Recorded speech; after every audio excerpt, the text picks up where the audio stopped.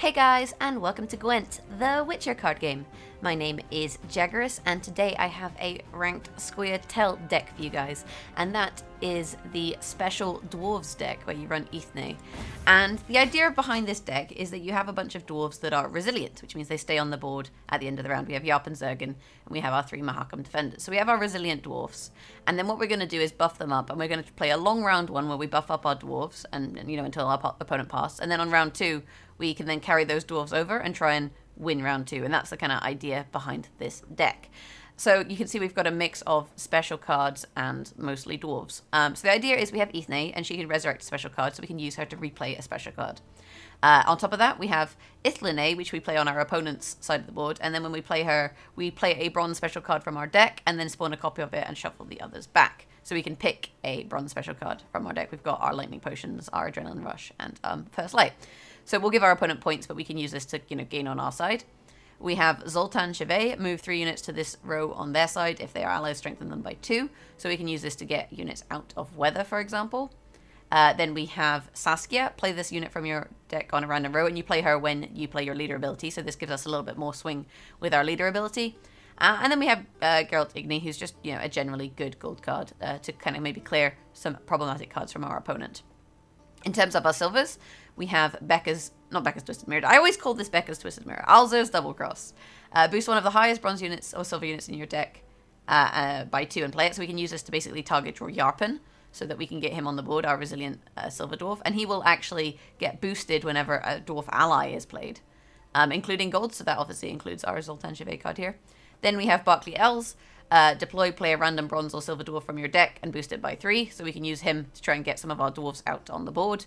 That also includes Cleaver. Deploy, toggle a unit's lock, so we can use him to lock a unit. And the reason we're running him instead of Kieran is obviously he's only 6 points, so we can make sure that we're drawing Yarpen with Elsa's Double Cross. Then we have Commander's Horn, boost 5 adjacent units by 4, so you can see we're going to be using this to boost our resilient dwarves, which stay on the board. We have Skellige Storm, which I think is just kind of a good card. We can obviously draw this with Igni and play 2 of it, or we could just play it for ourselves. And obviously all of these cards can be, all of these special cards other than Igni, who's actually a unit, these can be resurrected so we can replay them, which is nice. We have 2 Dwarven Mercenaries, move a unit on another row to this row on its side. If it's an ally, boost it by 3, so we can use this again to remove units from weather. We've got our Mahakam Defenders, then we have 2 Hawker Healers. Deploy, boost 2 units on the right by 3, so we use this to boost our dwarves. We have 3 Elven Mercenaries. Deploy, draw the top 2 bronze special cards in your deck, play 1 and shuffle the others back, so we can use this to obviously look at our special cards and play them. And then on top of that we have First Light, which we can use to stop weather. We have 1 Adrenaline Rush, which we can actually use if our resilient units get locked, for example. We can give them resilience back with something like Igni. We could double play Adrenaline Rush, or we can obviously double play Thunderbolt Potion, which boosts 3 adjacent units by 4, so that's a 12-point play, and if we get 2 of them with Igni, that's a 24-point play, so pretty strong. But that's kind of the gist of the deck. The one thing I will say about this deck is it does kind of get shut down by Dim Meridian Bomb. Choose 3 adjacent units, can be goals, and reset them. Because if you have too many dwarves close together, then they're going to be reset. But you need them relatively close together for the Thunderbolt Potion. So that's just something to bear in mind if you're running this deck. Anyway, without further ado, I'm going to jump into a game and I'll showcase this deck in action for you guys. Not all battles need end in bloodshed. There will be no negotiation. Okay, so we're up against Reveal, which is a fairly common archetype in ranked. We have 3 dwarves, which is really nice. We have a Dwarven Merc, we have Igni, we have 2 Hawker Healers, we have 2 Elven Mercs, and a Thunderbolt Potion. To be honest, we can probably mulligan the Thunderbolt Potion because with Elven Mercs we'll find these kind of things again. I'm also going to mulligan 1 of the Hawker Healers just to see what I can find, a 3rd Elven Merc. I don't think we'll need this many Elven Mercs if we have resurrecting and whatnot, so I'll mulligan this as well. And we got Igni. That's nice. I was basically just looking for some more silver and gold cards, and we did get some, so that's good. Unfortunately, don't have Yarpen for this match, which is a shame, but it's not necessarily the end of the world. So he's playing Mangonels, which are a pain in the butt, because obviously the Mangonels are gonna start doing damage to us. So I think what I'll do is play Skellige Storm in the back row. If he does remove it, we can replay it with Igni, so we have an option to kind of stop his Mangonels. And if he does play more units in there and we do resurrect it, we're going to start removing his Mangonels, so that's pretty good. Mangonels are a little bit of a pain in the ass. So he's going for the tempo play of Morvran into reveal. My men know the meaning of So then he'll reveal 3 cards, and he'll probably play some cards that can be buffed. And in some ways, you know, we might be better also resurrecting the Skellige Storm and playing it on the front row if he's playing this many cards. The risk is that he has Clear Skies and he's trying to bait out our Resurrect, and then he's going to clear it. That is something that obviously can be happening. But I think in this matchup it's probably worth this, because this is a tempo play anyway. So then we'll play Igni. We'll go for the back row just to stack these together. And then we'll resurrect the Skellige Storm and play that on the front row. And that'll kill 2 of his Imperial Golems and then weaken the next one. And if he doesn't have weather removal, then, you know, this is a pretty good play. The fact that he didn't protect his Mangonel makes me think that he doesn't have it. And you can see we've actually caught up with him on points before we've even started playing Resilient Dwarf. So, you know, if they're going to be removing your units, that's a bit of a problem. And you can see, yeah, he doesn't have it. So this is a really great round for us to go long in. Because he's basically letting his units die. So now we'll start playing on the Harkam Defenders. There's one. The problem is obviously I don't want them to be too targeted, so that's just something we have to be aware of if we put them next to each other, that they may get targeted. And also you want to buff them kind of asynchronously. But what we can do, this is actually hilarious, he's chosen to go for the lock now. We can Ithlinay a little bit of resilience, so that's good. So what I was going to say is we don't want to put them too close together, because then they'll not have the same number of points. But because he's weakened this one, we're actually fine. And he did see that we had a second one, so I'm really surprised he went for Orcs now, like the early Orcs. But what this means we can then do is play the Hawker Healer and buff these 2.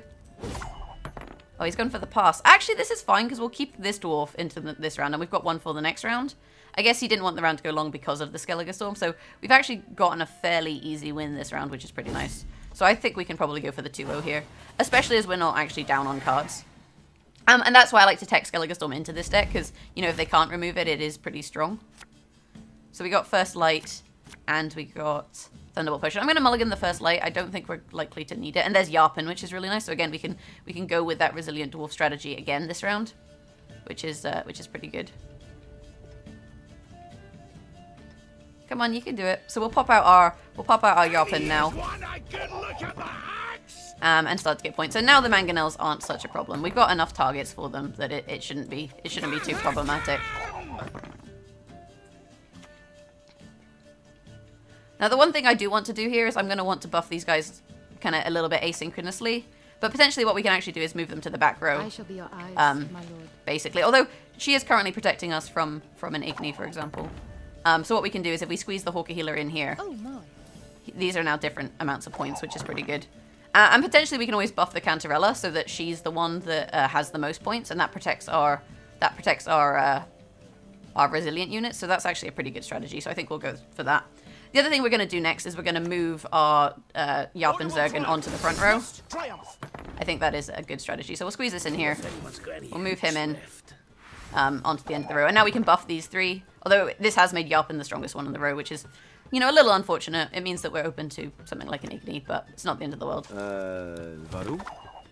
Okay, so then we can come out with our Elven Merc. The storm is coming. Into Thunderbolt Potion, which we'll play obviously here on our resilient units, because it means that if he doesn't win this round, we're still carrying a decent amount of points. And if he does, you know, lock them, we can always Ithlinay that Adrenaline Rush and pull that out. So we have that option. And if he doesn't, we can always, you know, lock some of our other units instead, basically. And that's also a good option.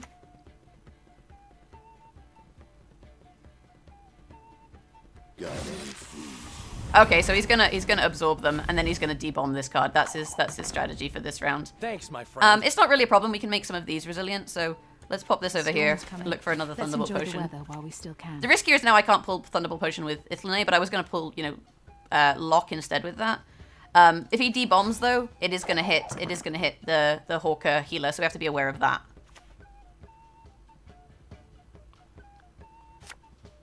Yeah, so there's the debomb.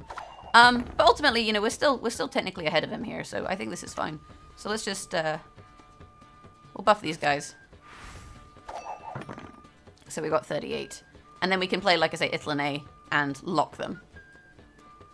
And you can see that even with his Dimeritium Bomb, he's not quite won the round. Though I did kind of see it coming when Letho came out, and this is one of the kind of counter strategies that you do see.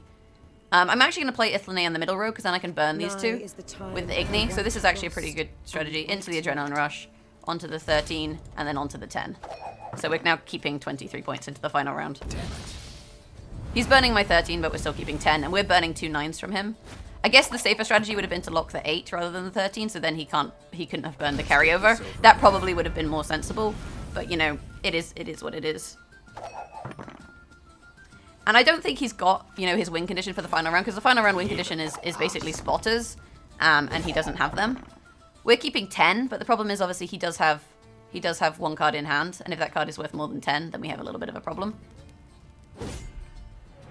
Yeah, I think it would have been better. If we'd locked the 8, we would have been in a much more comfortable position for the final round, and I definitely should have thought about this. What is this going to pull for us? I think it's going to pull a 6 strength dwarf. I think this is still fine. We'll just go with it, and then we'll move the, obviously, unit onto a different row, and we'll see what he pulls. I like to improvise. Oh, I don't have points in hand. This is fantastic. Oh, there we go. So this gets buffed. And we pull this onto the row, and then she gets buffed, so we have 21 points, which is pretty nice. And you can see that we dealt quite nicely with the reveal deck. Rather impressive. Congratulations. Even though he did, you know, Dimmerty and bomb our units. I think he kind of went too early, because if he'd waited, I would have kept buffing those units, and he didn't. So we'll send him a good game. And then we'll jump into another game, and I'll showcase this deck in action once more for you. We've hammered enough. Let's get to work. I respect nothing human. Okay, so we're up against Bruverhoog. I'm not entirely sure what this will be, if it will be a similar deck or not. In terms of our hand, we've got Yarpen, which is nice, and Islane. We've got 2 Mahakam Defenders and 2 Elven Mercs. Alza's Double Cross will pull us the Dwarven Merc, I believe, because obviously we have Yarpen in hand. I'm going to mulligan the Adrenaline Rush first. Obviously, we can find that later. And then the Thunderbolt Potion. First Light we can find with Islane if we need to, but I think it's probably okay to hold on to. Alternatively, we can pull the cards that are moving units. So I think I'm just gonna we'll just let it go. Yeah, because Dwarven Mercs, like I say, these counter weather. Although I think I actually only have 2 in them, so I have no idea what this will pull. I think this will pull a Mahakam Defender. So again, I think we're just going to open with the Skellige Storm on the back row. These cards, they buff units that he has in hand, 1 per turn. So if we can start removing these, it's going to be quite useful for us. The problem is Scoia'tael, because they're very special card focused, he probably has removal for it, which is a little bit annoying. But again, it's worth kind of taking the risk, and if it doesn't pay off, it doesn't pay off. Alternatively, you could wait, but the thing is, with the Vreehead Dragoons, every turn at the start of your turn, they obviously boost a random loyal unit in your hand.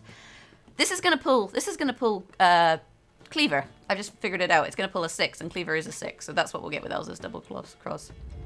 Which we actually could have pulled, we could have pulled that on the last round as well, but then we could have locked his Cynthia, so it would have been fine. This is where things like Gwent Track or Gwent Up help you in this deck, because you can see what's in your hand.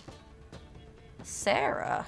So he's putting something back in his hand, or back in his deck, in order to draw one of the same. So the question is, what's he putting back in his deck? No idea, but she's going to get hit as well. Okay, so let's open with our Yarpen. There he is. And then we can look to play our Mahakam Defenders. You'll regret your mum ever squirted you out. Wow, he's really just taking the Skellige Storm. Because this is doing 5 damage per turn at the moment. It did 2, then 4, then 5, so we've actually gotten a pretty decent amount of power out of it. That is frustrating, but honestly not the end of the world, to be honest. I think what we'll do here is we'll play our other Mahakam Defender. And again, I want to make sure that I don't buff them, too consistently, basically. That is definitely a risk that can happen. So we're going to redraw one, and he's going to redraw her. And she's going to obviously shoot one of my units, so that's just worth being aware of. What can we resurrect? We can resurrect Skellige Storm or Yarpen's. Well, we can't resurrect him, he's not a special card. Let's play this then. The thing is, I don't want to pull a Lightning Potion yet, because obviously with the Elven Mercs, I'm going to need to kind of play with that. Ambush, so maybe to reveal, maybe not though. It could be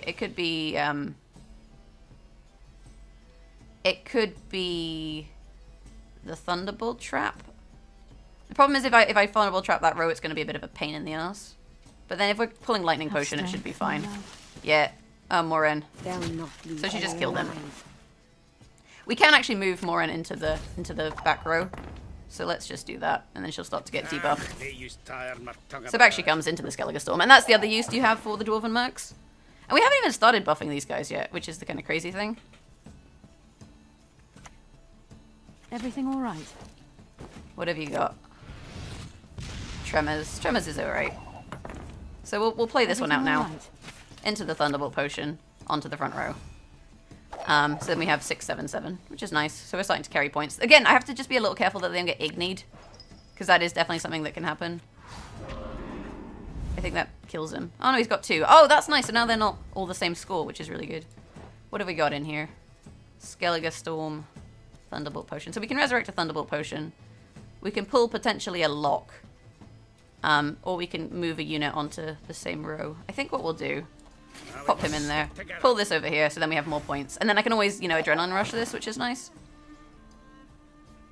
We could resurrect the Thunderbolt Potion and then Adrenaline Rush a couple of our remaining units. That would probably be a good option. The problem is, like, you know, she's letting this round go long, and that's what I think is kind of costly for her. So yeah, if we Thunderbolt Potion these, then we give her 5. That's actually not a bad strategy. This will also pull Saskia. So we'll do this. We'll pop Igni in the front row. Have no place in We'll resurrect Thunderbolt, and we'll use it here, which gives us 11 and 2 10s. Then we can use Ithlane to lock them, and giving her 5 points is going to be fine. I'm really surprised she went long in this match. And even though it's going to give us card advantage, I think carrying, you know, 2 10s into the final round is probably worthwhile. So let's do that. Nigh is the time of the white frost. Into Adrenaline Rush. Light. Onto you. And do we want to go for the 7 or the 10? I think we go for the 10. I think it's safe because they're protected by the Mahakam Defender. And then we pass.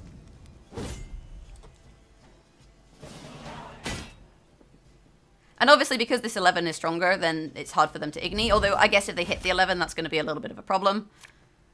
We got Cleaver and Mahakam Defender, which means I think this pulls... What does this pull at this point? A 2. So it'll probably pull the one that plays special cards, or... You know what? I think we mulligan it. Because we could... Yeah, I was going to say a Hawker Healer. And then what we could do is we could have tried to find Commander's Horn there, so that would have been good.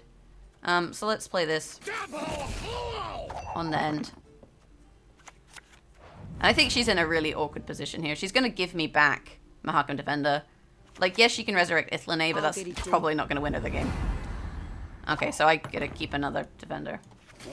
It does mean that she's probably going to go for a burn here, so maybe actually I should have played the Hawker Healer first and buffed the Elven Merc just so that she couldn't burn it. That would have been smart. Okay, there's a reset. So the 10 is still protecting these, so let's boost 2 units to the right, like so. But you can see, like, I'm still, you know, on 30 points and she's on 9 and she's got 2 cards left. So Last Wish, I think she draws 2 cards. Jorvik will avenge us, Dwan! And we can actually lock this this trap. So let's just do that. And, yeah, 37. What can you draw that's a silver card? Have you played most of them? Maybe Teruviel? But Teruviel's not going to win you the game because you don't have enough units. What are you going to play? Well, that's Teruviel for sure. It's 8 units. It's sorry, 8 points. It's not enough. Yeah, there she is. I like the way you die. So you can see there the kind of gist of how this deck is played. And like, yes, if they can reset your dwarves, it's a problem. But you can see them removing your dwarves doesn't really stop you because you have, you know, so many, and you have so many cards that you can play. And with your mulligan, you're looking for those resilient units. You're getting rid of your special cards because you can play them with other cards. And yeah, that's the gist of special dwarves. I think, you know, higher ranks, people are going to be running Dimmertium Bomb, and if you're coming up against this deck a lot, you should be running Dimmertium Bomb, because, like I say, it does shut down the super buffed units. Although, the way around that is obviously you buff a whole mix of units, and then you can Adrenaline Rush them with Ithlane, which is a nice strategy. But yeah, beyond that, thanks for watching, have a fantastic day, and hopefully I will catch you guys in the next video. If you have any deck suggestions for what you want to see me play, again, let me know in the comments below. Let me know what you think of the deck in the comments below. And yeah, beyond that, thanks for watching, have a fantastic day, and hopefully I will catch you guys in the next video. Bye!